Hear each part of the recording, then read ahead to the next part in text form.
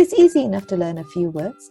And those few words might eventually evolve to phrases and sentences. And so learn a few keywords to actually communicate with your patients. Avoid translations to family members, because what they tend to do is they will process the questions and sometimes refuse to translate and choose to understand, to actually respond to the question themselves. And they sometimes change the answers. You would not know any better. Consider using professional interpreters, though that's few and far between in our culture. The other group of professional interpreters are, of course, your own colleagues, medical colleagues, who actually speak the same language as your patient, or sometimes just a language that both them and they understand. As mentioned earlier, not all older people are hard of hearing. So assume they have normal hearing until they struggle to hear you, or until they tell you, I can't hear you. Otherwise, you will end up shouting at every older patient. People have high-frequency sensory neural deafnesses. So shouting actually makes it worse because you increase the pitch of your voice.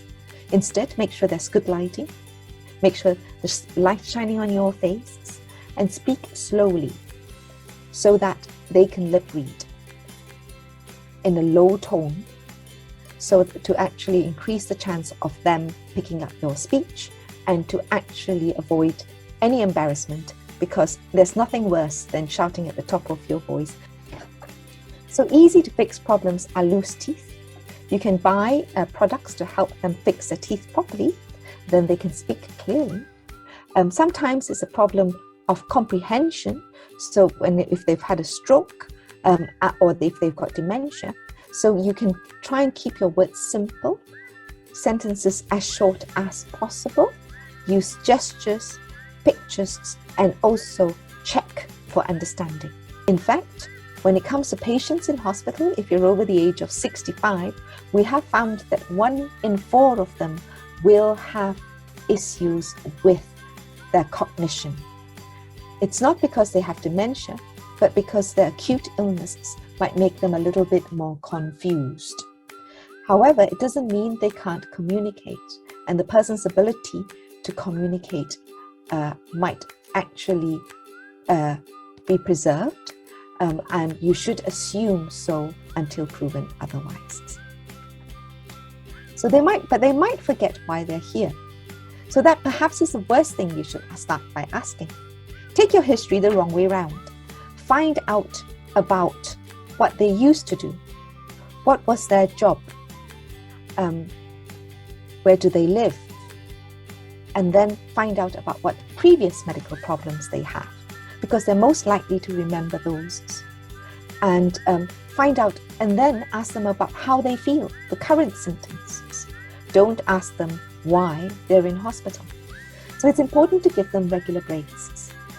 It is almost impossible to complete the assessments of an older person because of the complexity in one go.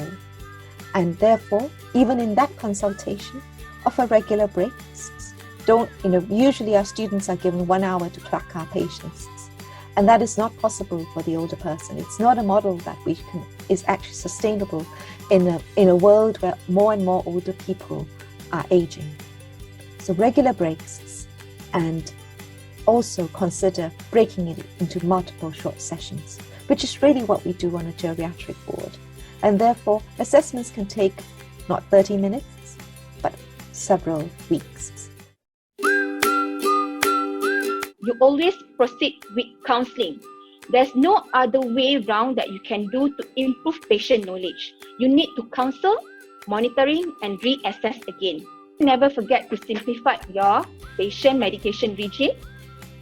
Look beyond medication. If you can do a home medication review or do a visit to your patient house, that will be the best approach, because sometimes in the clinic, after multiple intervention, you still cannot see the improvement in your patient.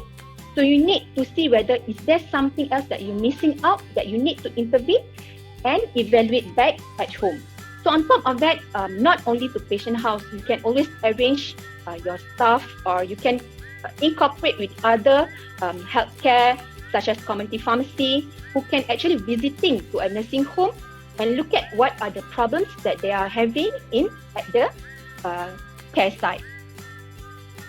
And never forget to look for ways to add their ability to adhere to the prescribed medication. No two other person is the same.